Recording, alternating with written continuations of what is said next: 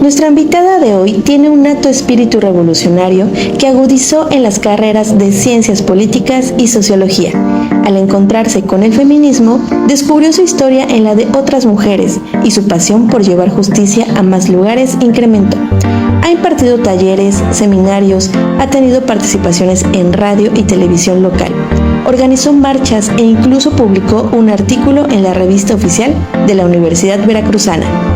Hoy en día es migrante y no se ha cansado de hacer proselitismo feminista entre sus compatriotas. Ella es Mariana Santos Lezama. Bienvenida, Mariana, gracias por aceptar esta invitación a este episodio, que la verdad es un tema que está muy interesante y que yo creo que a muchas personas les va a servir tener esta información, porque como sabemos hay mucha desinformación acerca de este tema en especial. No, pues gracias a ustedes por la invitación. Estoy demasiado feliz de estar aquí. Mariana, muchísimas gracias, y yo sé que es un tema pues realmente nuevo para algunas personas, desconocido para otras, no tan nuevo para demasiada gente porque lo ha visto, pero sí es un tema que debemos de dar más información, porque yo creo que tanto las redes sociales se desinforman en vez de informar, y estamos en un día, estamos celebrando lo que es la libertad de expresión, y ese es un tema que lleva esto, una libertad de expresarse, y queremos saber un poquito más acerca de estos movimientos. Sabemos que eres socióloga, y si nos puedes dar como que esta información para que nosotras como mujeres tengamos un poquito más de conocimiento y nos sumemos también.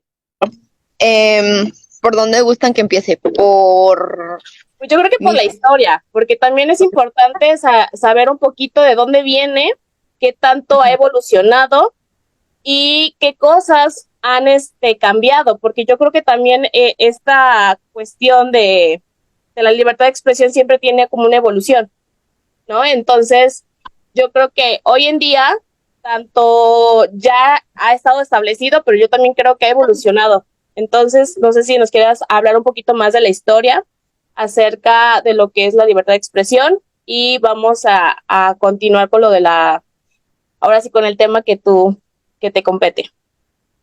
Sí, bueno, libertad de expresión, yo creo que es algo que se ha dado en todos las formas de sistema económico, porque me haces pensar cómo se llevaba antaño y por ejemplo, en las dictaduras que había antes. O sea, siempre va a haber sátira política. Cuando no había televisión o etcétera, siempre estaba en periódico, ¿no? Y en periódico tú te encontrabas como esta sátira política burlándose de los políticos. Y sátira porque, o sea, al dibujarlos, los ridiculizaban, ¿no? Así como lo hay ahorita estas, no sé si conozcan la revista del Chamuco, que son personas que son hombres que son dibujantes, ¿no? Y y que lo hacen de una forma así como que exacerbada, ¿no? O sea, ridiculizada para evidenciar la ridícula forma que tienen los políticos de llevar la política, ¿no?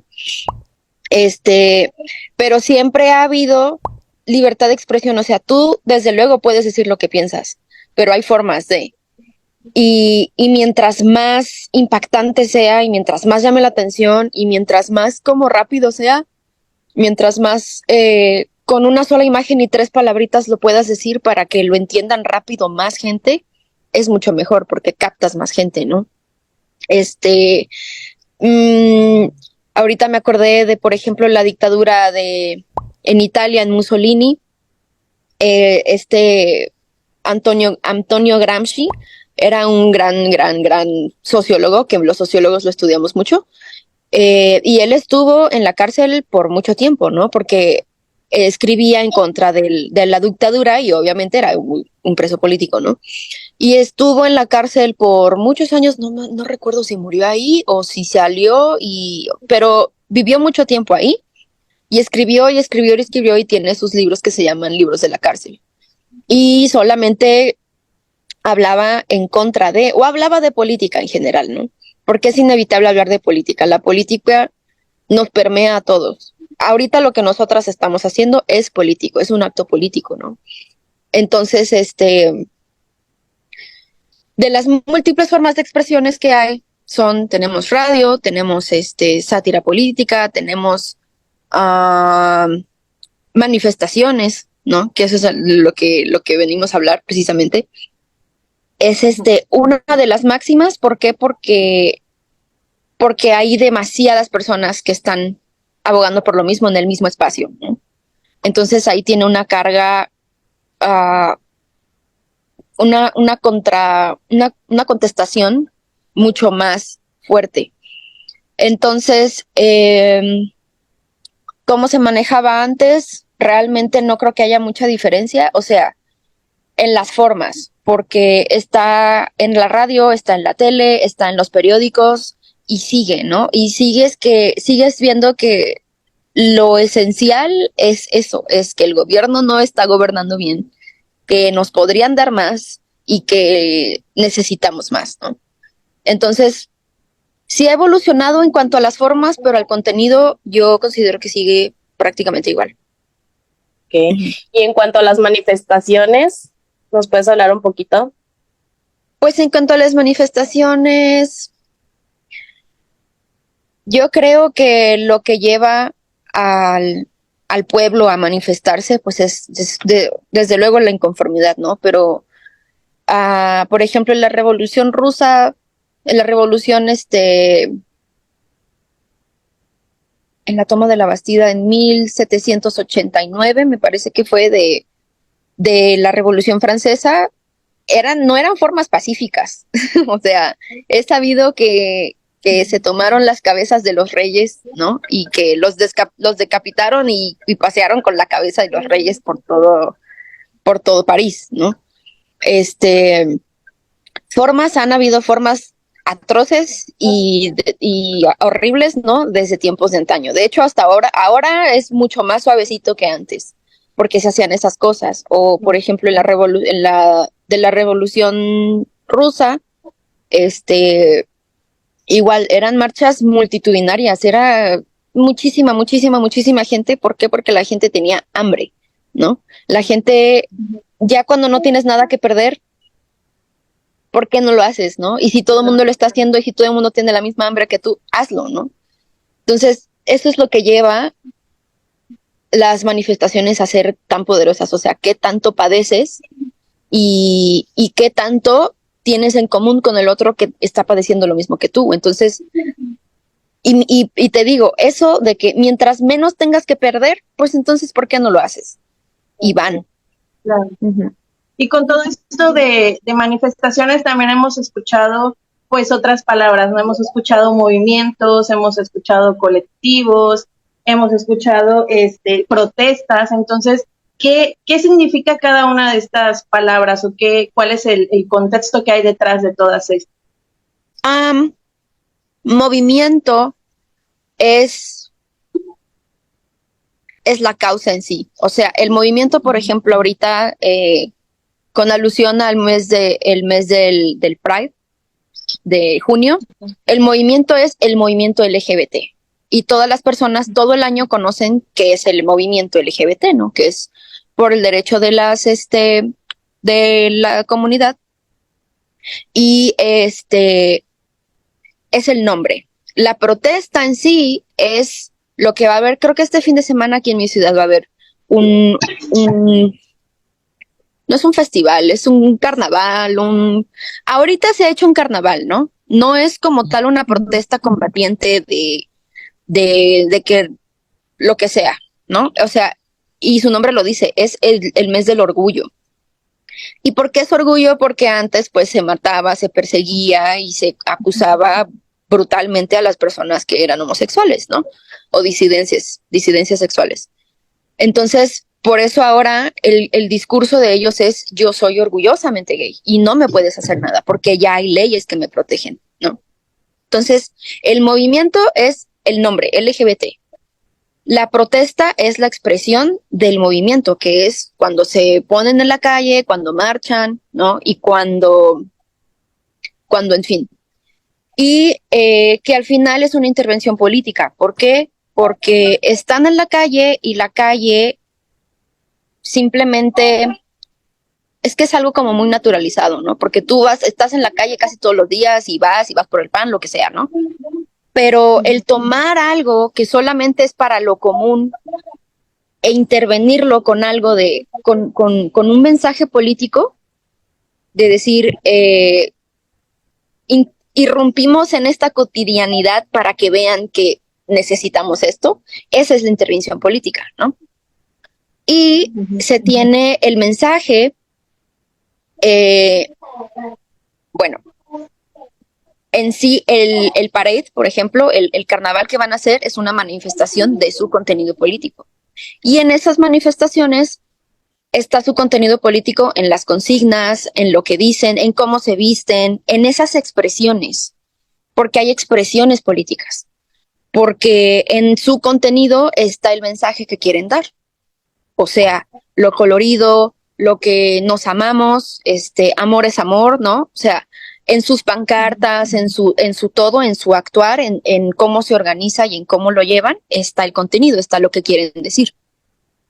¿Consideras que este movimiento es pacífico? Sí, me parece que hubo un tiempo en que no lo fue, en los 70s, 80s, pero fue porque precisamente ahí, pues la homofobia, la homofobia era demasiado explícita y muy violenta. Entonces ellos contestaron con violencia. Pero ahorita se ha ido como atenuando esa violencia porque ya es mucho más aceptable, simplemente aceptable, ¿no? El ser homosexual, etcétera. Entonces, ha ido aminorando, ¿por qué? Porque mientras menos violencia haya, pues menos violencia yo le voy a poner, ¿no? ¿Y cómo se van organizando? O sea, ¿cómo se complementa? La otra vez nos comentabas, bueno, tuvimos un previo antes de grabar, nos comentabas cómo se formaba este equipo de mujeres, ¿no? A la hora de realizar una manifestación feminista. Uh-huh. Bueno, me voy a ir como así a la historia, porque ahorita hablamos, por ejemplo, de los derechos LGBT. Uh-huh. Y me voy a ir un poquito más porque, por ejemplo, las manifestaciones del 68. El 68 fue un año álgido en todas partes del mundo. Fue el Mayo francés, la Primavera Árabe, también en el Cono Sur, en Argentina, en Chile, hubieron demasiadas manifestaciones por los derechos humanos, ¿no? Que apenas estaba empezando a hablar de eso, porque post Segunda Guerra Mundial se consolida la ONU, bla, bla, bla, etcétera, ¿no? Antes nadie hablaba de eso. Y, por ejemplo, matan al Che Guevara en el 67. Y parte de las manifestaciones del 68 era eso, o sea, había revolución cubana, estaba la URSS, o sea, eran unos momentos políticos increíbles, ¿no? Sin precedentes y que solamente se dieron en ese año. A mí ese año me encanta. Y, por ejemplo, lo del 2 de octubre, si buscas información y ves la gente cómo marchaba y cómo eran unas manifestaciones, pero increíbles, que nunca nadie las había visto a esa época, solamente las habían visto en la revolución, ¿no?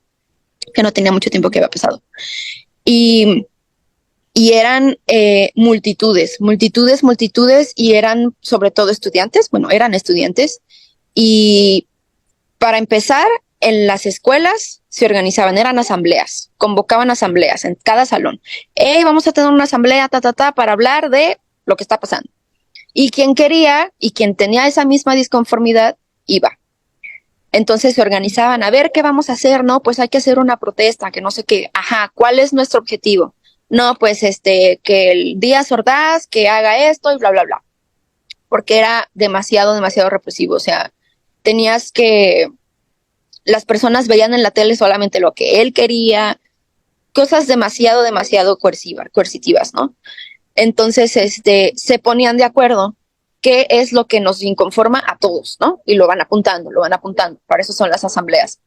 Y toman horas, porque para ponerse de acuerdo entre nada más nosotras tres. Ahora imagínate miles de personas, ¿no? Entonces, claro.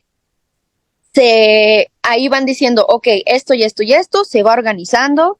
Luego, ¿qué vamos a hacer? Vamos a marchar, vamos a hacer un plantón, ¿de dónde a dónde? Se organiza, ¿no?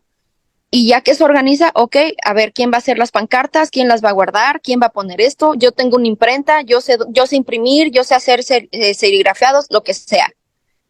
Y entonces la gente va, yo esto, lo otro, lo otro. Y esa comunidad que se hace, eso es algo, yo creo que es lo más poderoso de la protesta. Porque es algo que es un tipo de organización que viene de un colectivo, de un común, y tú sabes que estás haciendo algo para cambiarte no solamente a ti, sino el de junto, ¿no? Y se crea una fraternidad y una sororidad preciosa, ¿no? Entonces, eso también impulsa muchísimo. O sea, no solamente es el mensaje, no solamente bla, bla, bla, sino lo que tú sientes. Porque en una marcha, vaya, es tan solo en las misas, ¿no? Es una técnica milenaria que las personas que en las iglesias usan música, ves que usan música, ¿no? ¿Por qué? Porque todos los corazones, suena muy romántico, pero todos los corazones van al mismo, van a lo mismo, van a lo mismo. Y en una marcha, si tú estás coreando la consigna, van a lo mismo. Y entonces sientes una unidad y ves, y yo muchas veces he llorado en las marchas, ¿no? En fin. Entonces, así se va organizando y después se va al lugar, a la calle y todo, y se organizan adelante aquí, luego atrás estos, no sé qué, tú vas a repartir volantes y tú vas a agarrar la pancarta y tú, ¿no? Hay una organización detrás, claro que lo hay. O sea, eso de que revoltosos, no, somos los más organizados del mundo, ¿no? Es que precisamente eso, ¿no? El gobierno tiene miedo de la organización del pueblo, o sea, o de los estudiantes, de todo el mundo, porque sabe que unidos no los van a poder vencer. Y precisamente por eso meten a ciertas personas, ¿no? Para destruir cosas, destruir como que manchando, y tú lo acabas de mencionar, o sea, Ordaz creo que mencionabas que ponía en televisión lo que le convenía. Y precisamente lo seguimos viendo, o sea, los amarillistas, que nada más, por ejemplo, en lo que son las marchas feministas, ¿no? Siempre te manejan los destrozos. O sea, lo primero que ponen en la televisión es todo lo que destrozaron, como, o sea, la lucha contra los policías, pero jamás ven lo que tú dices, esa conexión en el momento que todo el mundo está gritando, porque imagínate, si tú lo ves en televisión masivamente, también te pones a llorar, aún no estando ahí, o sea, porque te agarra el sentimiento y dices, ay, o sea, te agarra como ese nudo en la garganta, ¿no? O sea, y ahora vivirlo y estar en ese momento y estar en conexión con miles de mujeres en ese momento, híjole, ha de ser sí, muy, muy impresionante, muy catártico, no sé, como que algo tan chido, donde tú puedes conectar con esos latidos de corazón de mujer, ¿no? Que están luchando y que están inconformes con muchas cosas que están pasando y que aún así no nos hacen caso, ¿no? Entonces, qué buena información. Yo la verdad es que la vez que platicamos te decía, no tenía conocimiento, o sea, sí tenía, pero no tenía, ¿no? O sea, a veces caemos en el error de que sí sabemos, pero no sabemos, porque precisamente no experimentamos esa parte, ¿no? Siempre queremos estar como que informados, pero atrás de pantalla. claro. Y no tenemos esa experiencia al decir, bueno, pues yo voy a la marcha, tal vez por miedo, ¿no? Para que, en este caso, como soy mamá, pues por miedo de que no quiero salir con mis hijas, ¿no? O sea, pero precisamente debería de estar yo ahí. O sea, es como y precisamente eso, ¿no? exacto, por ellas El deberían miedo de que estar nos ahí. meten. El Sí, miedo del de miedo que nos meten por lo que vemos o a tanto dónde en voy las a redes como en la correr. tele, ¿no? Exactamente, o sea, si yo voy con ellas, ¿a dónde corro? ¿Quién me salva? ¿Cómo las protejo? ¿Cómo esto? Porque pues tú te pones a pensar en la seguridad de ellos. Bueno, en este caso de mis hijas, de ellas, ¿no? Pero sí tenemos esa mala desinformación y que precisamente ahorita queremos como que aclarar ese punto, cuál es el mensaje en sí del movimiento feminista, porque nos compete a todas y a todos, o sea, tanto mujeres como hombres también. Bueno, pues ahora que ya les dije más o menos cómo es una estructura de una manifestación y cómo se llevan a cabo, así son todas. Así han sido todas a lo largo de toda la historia. Tenemos lo que es la protesta, tenemos lo que es la intervención política, eh, la manifestación en sí es el ritual, ¿no? Y en este ritual están las expresiones que es lo que se pide, las pancartas, el mensaje que se va a dar, ¿no? Y también se llevan a través de símbolos. Los símbolos, por ejemplo, en el 68, el 2 de octubre, era hacer así, ¿no? Y tú ves marchas y todos estaban así, y todos se identificaban, o sea, si veías a un estudiante, si le hacías así, somos compañeros, ¿no? O sea, eso sirve para identificarte. Luego, en otras manifestaciones, como por ejemplo de las madres de la Plaza del 10 de Mayo en Argentina, era el pañuelo blanco. Ellas se iban a marchar con el pañuelo blanco. No marchar, perdón, era un plantón. Se ponían en esa plaza que luego con los años cambió el nombre del 10, la Plaza del 10 de Mayo, ¿no? Eh, Son símbolos que te hacen identificarte y sobre todo te hacen pertenecer a un grupo.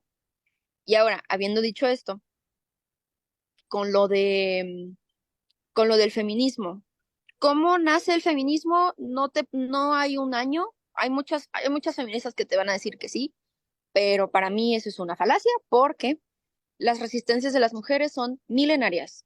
Las resistencias de las mujeres en contra del patriarcado han sido de siempre una mujer de toda edad y de todo tiempo histórico que se haya resistido al patriarcado.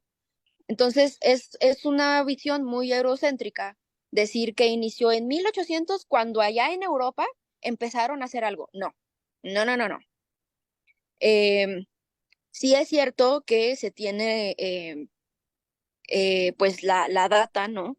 De que las sufragistas, por ejemplo, empezaron en 1700, no sé si 1700 o finales de 1800, perdón.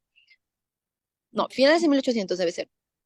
Este, Ellas eran bastante aguerridas. Ellas no solamente hacían marchas y hacían asambleas y rompían en un lugar y rompían, no sé, la tienda. Vean la película Sufragistas, está preciosa y es muy atinada. Hace todo como se basaron en datos históricos y lo hicieron muy, muy bien. Está muy bien hecha. Y por ejemplo, ellas sí tenían una líder. Tenía que, no sé, en esos momentos, no sé por qué había líder, se apellidaba Pankhurst, creo, y ella siempre, o sea, era un secreto si ella vivía o no, y siempre se decía, ¿seguirá viva? ¿Y dónde estará? Y nada más se aparecía, o sea, tenía sus escondites y su séquito, ¿no? Que la protegía, porque eran encarceladas por nada más por sospechar de que eran sufragistas. Eh, Ellas quemaban casas. Una de sus protestas fue quemar una casa de un rico que, que tenía una casa lejos de la ciudad y estaba vacía, ¿no? Pero la fueron a quemar. Eh, También una de sus protestas se fueron a un rally, no, no sé si se llama rally, pero una carrera de caballos y una de ellas, de las activistas, agarró una pancarta y iban pasando los caballos y agarró la pancarta y Votes for Women. Y el caballo la aplastó y se murió, ¿no? O Dios. sea, sí, fueron bastante drásticas, dramáticas y pusieron ahí su, su mensaje muy explícito, pero ¿qué creen? Por eso votamos, ¿no? O sea, por eso tenemos derechos, perdón, no ciudadanos. Por eso tenemos derechos, ¿no? Ciertos derechos, algunos. Pero a lo que voy es que el, a donde se echa el mensaje, a donde se manda el mensaje, es al público en general y a los medios y al político. Pero sobre todo aquí el peor enemigo de cualquier protesta son los medios. ¿Por qué? Porque como tú ahorita decías, Eli, pues lo único que tenemos para formarnos un criterio es lo que vemos en redes o en la tele, ¿no? Antes en la tele o antes en los periódicos, ¿no? Pero siempre se nos ha ridiculizado a las feministas, ¿no? Ahí en ese entonces en los periódicos se decía que cómo va a ser que las mujeres tengan decisión política si ellas son más sentimentales y no pueden tomar decisiones, ¿no?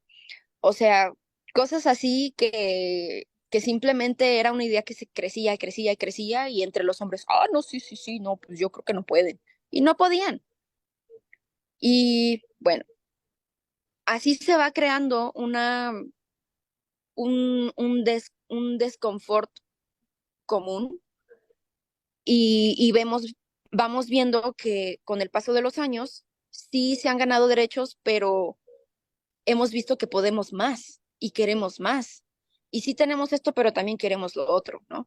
Entonces, bueno, el antecedente de o sea, del movimiento de feministas en la calle en sí, sí más o menos empieza así, o sea, en colectivo, en aquellos años. Y después se han hecho, o sea, el movimiento feminista no es algo que nada más sea una vez al año, ¿no? Porque, por ejemplo, el 68, cada 2 de octubre la gente marcha, ¿no? Y es para conmemorar. Pero, pero el movimiento feminista es algo que es todos los días. Todos los días hay que hacer algo por esto. Todos los días nos matan. Todos los días hay mujeres asesinadas, niñas violadas, etcétera, ¿no? Es algo urgente. Todos los días urge, ¿no? Em, entonces va creciendo y vamos tomando fuerza y cada vez somos más y cada vez somos más quienes nos interesamos, ¿no? Yo me acerqué al feminismo no por una marcha, yo me acerqué al feminismo por en una materia en mi carrera, casi en los últimos semestres, vi a una mujer que siempre me voy a olvidar, se llama Clara Coria, es una psicoanalista argentina. Y con ella, en una asignatura opcional, dije, ¿qué es esto? O sea, yo sabía que la sociología hablaba de mi condición como latinoamericana, como mexicana, como colonizada, como bla, bla, bla. Pero el feminismo hablaba de mí como mujer, o sea, yo dije, ¿y es que cómo sabe mi historia? Y ahí me di cuenta que, oye, es que no soy la única que padece esto, ¿no? Inseguridades con tu cuerpo, por ejemplo. Este, eh, tiene se te nubla la vista, la visión, porque dices, es que, ¿por qué las cosas no son como yo pienso que podrían ser? O sea, podrían ser mejor. ¿O por qué constantemente considero que no soy capaz de hacer ciertas cosas? Pues porque hay un sistema que constantemente te dice, tú a la cocina, ¿sí o no? Suena muy Sí, burdo y muy estúpido, pero tanta gente lo dice que es así, ¿no? O sea, desde que tan solo nacemos, ¿no? desde que nacemos, o sea, después de eso empecé a hacer cursos de feminismo y me acuerdo que el primer curso de feminismo, en la primera clase, me dijeron, a ver, ¿cómo te enteraste? ¿Cómo supiste que eras mujer? Les pregunto a ustedes, ¿cómo supiste cuando eras niña que eras mujer, que eras diferente a los hombres? La forma de vestir, por la forma en la que te educan, de que, por ejemplo, a mí, por ser mujer, me cuidaban más, ¿no? O eran cosas, o sea, yo sí viví el machismo en mi casa, porque mi mamá era así de que, no, es que tu hermano no puede hacer eso porque él es hombre, ¿no? Y la mujer sí tiene que aprender a cocinar, tiene que aprender a barrer, tiene que aprender las cosas de la casa, ¿no? Entonces, así fui creciendo, así fui con esa idea, ¿no? Y otra cosa también que apenas ahorita, pues yo me he dado cuenta que yo siempre soñé así, decía, ay, yo quiero una familia, ¿no? Yo quiero tener hijos. ¿Por qué? Porque era algo que siempre me dijeron, ¿no? De que, pues, o casi cosas el típico, creces, te enamoras, tienes hijos, bueno, formas tu familia, tienes hijos y todo es perfecto, ¿no? Y pues no es así, ¿no? No. Entonces, ahorita yo he ido aprendiendo, yo sé que no sé así demasiado, ¿no? Pero he ido aprendiendo y se lo he ido compartiendo a mi mamá y mi mamá ha ido cambiando muchas ideas que ella tenía machistas. Todavía le falta porque pues no de la noche a la mañana, ella pues rápido va a cambiar sus ideas, ¿no? Pero sí ha ido aprendiendo. Entonces, es eso, ¿no? Que desde chiquitos, desde que nacemos, ay, es niña, el color rosa, ¿no? Y el niño color azul, ¿no? Ya ahí te ponen pues un género, ¿no? en mi caso, por medio del juego. Fue muy curioso porque yo jugaba, o sea, tengo un hermano y en estos juegos, pues a veces yo quería ser como, pues no medía, o sea, simplemente como que la fuerza y todo, ¿no? Pero me empecé a dar cuenta de todo esto fue por mi cuerpo también.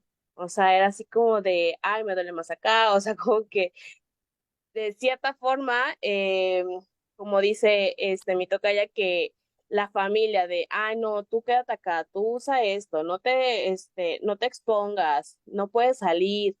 Y eso a mí también como me imponía, porque decía, es que yo quiero estar afuera, yo quiero estar jugando, o sea, como que esta necesidad de jugar, ¿no? Y Ujú. pues, era una nena. Y aún así era de que no, porque te puedes lastimar, y es que no, y esto, y como que eso te empieza como que a limitar. Y eso Ujú. es donde te empiezas a preguntarte o a interrogarte de, ay, pero bueno, a mí me pasó y es algo que creo que no lo había comentado nunca, pero sí es como de, ay, prefiero ser niño. O sea, para tener más libertad, para tener más, para salir, o sea, porque yo quería salir y yo no tenía como que esa libertad de salir como mi hermano lo hacía, ¿no? Que se ponía a jugar a fútbol porque había más niños y las retitas y eso, y yo decía, ay, pues yo quiero estar ahí, pero pues no, ¿por qué? Porque pues, mujer, ¿para qué vas a estar ahí con la bola de niños, no? Entonces fue así Ajá. como que un choque, ¿no? Un choque, pues ya no sé si tanto cultural o por ese patriarcado, ¿no? De que así en casa te tienen que educar porque, pues para protegerte. Ujú. Sí, Claro. precisamente. Sí, o sea, dijeron las palabras adecuadas, precisamente es eso, o sea, porque no me acuerdo qué contesté yo en esa pregunta, pero sí me acuerdo que una chava dijo, yo me di cuenta cuando me dijeron que no me podía subir una bici, porque no sé si han escuchado eso de que es que Sí. se te va a romper el himen. ¿Y tú qué? ¿Qué es eso? ¿A los 8 años qué? O sea, ¿sabes? No sabes ni qué onda. Sí, y en la secundaria, siendo una mocosa, yo decía, ay, no, a mí las chamacas, no sé qué, yo tengo puro amigo vato, ¿no? Y yo me creía bien así chida por tener amigos vatos. Y ahorita me doy cuenta que lo que realmente queríamos ser era libres. Exactamente. Yo es Porque lo que ellos te tienen esa comentaba. libertad. Y qué triste, o sea, qué triste limitar a una niña, limitar sus capacidades. Y la niña quiere, también había, no sé, también por memes, hay memes muy ilustrativos, muy educativos, ¿no? Que la mamá decía, pero ponte falda, que no sé qué. Dice, mamá, pero no tengo bolsas en las faldas, ¿dónde voy a meter mis piedras y mis ranas? ¿No? O sea, algo tan elemental, pero date cuenta que nosotras siempre vamos a ser combativas. O sea, nosotras siempre vamos a cuestionar desde niñas, pero ¿por qué? ¿No? O Exacto. sea, ¿por qué él sí y yo no? Eso Sí, es el espíritu feminista. exactamente. Y eso lo que les compartí ahorita de, por ejemplo, que quería ser niño por tener esa libertad, Ujú. luego caes así de, híjole, o sea, te empiezas a cuestionar tanto porque no tienes las herramientas suficientes y la familia tampoco te las da, o sea, no te las da, te las quita, ¿no? Ujú. Y llega esta parte de cuestionarte de quién eres, ¿no? O sea, como que esa falsa identidad de que, bueno, tampoco quería ser niña porque tenía muchas limitantes. Entonces, o si no hay una persona realmente que te guíe, ¿no? Se empieza a diversificar tu forma de pensar. Ujú. Y es ahí donde cuestionamos demasiadas cosas de quién eres, quién soy, pero sí tiene mucho que ver con eso, con la libertad de que no la tienes. Sí. Y aparte también desde muy temprana edad, y esto es una consecuencia mayor, ¿no? Que cuando ya eres adulta, dices, Dios mío, cuánto me he lastimado a mí misma a través de los ojos patriarcales, porque siempre nos han hecho odiar nuestro cuerpo. Ay, no, yo no quiero que me baje, ¿no? Yo quiero seguir jugando como todos los niños. Y ya, o sea, ya, mijita, ya eres una niña, ya, que diga, ya eres una señorita, y ya, órale a lavar trastes, o si no, cualquier otro lugar que vivas, ya te toca casarte, ya te vamos a conseguir un pedófilo cuarentón para que te despose, ¿no? O sea, es muy triste cómo van haciéndonos de nuestro cuerpo nuestra propia cárcel. Es precisamente eso el mensaje feminista. O sea, ya nos fuimos muy profundo y realmente es eso. Y es por Claro, eso que marchamos todas. Ajá. y Otra, aparte los comentarios que luego hacen hacia las mujeres, ¿no? Cuando, bueno, ahorita se me vino a la mente que luego dicen, ay, tienes, pura niña, ¿no? Por ejemplo, las personas que tienen puras hijas, ¿no? Tienes puro estuche para caballero, dices, o sea, ¿qué onda con esa ¿Qué? frase, no? O sea, Yo no ¿por había oído qué eso. nos tienen como objetos, ¿no? Yo sí lo he escuchado y muchas veces, y de hecho también hasta luego en la tele, ahorita ya han quitado muchas cosas de la televisión, pero que sí se usaban, o sea, eran frases que así como que tentativamente, ay, pues ahí te va, ¿no? Pero sí, yo he escuchado eso de que son estuches para caballero, o sea, ¿por qué nos están tomando como un objeto, no? Pero estuches, o sea, estuche. ¿Qué pones en un estuche? Metes algo en un estuche, ¿no? O sea, nada más un hoyo. Ujú. No, Exactamente. Yo creo que a eso que se referían, ¿no? A eso se refieren sí. con esa frase. Ay, no, no.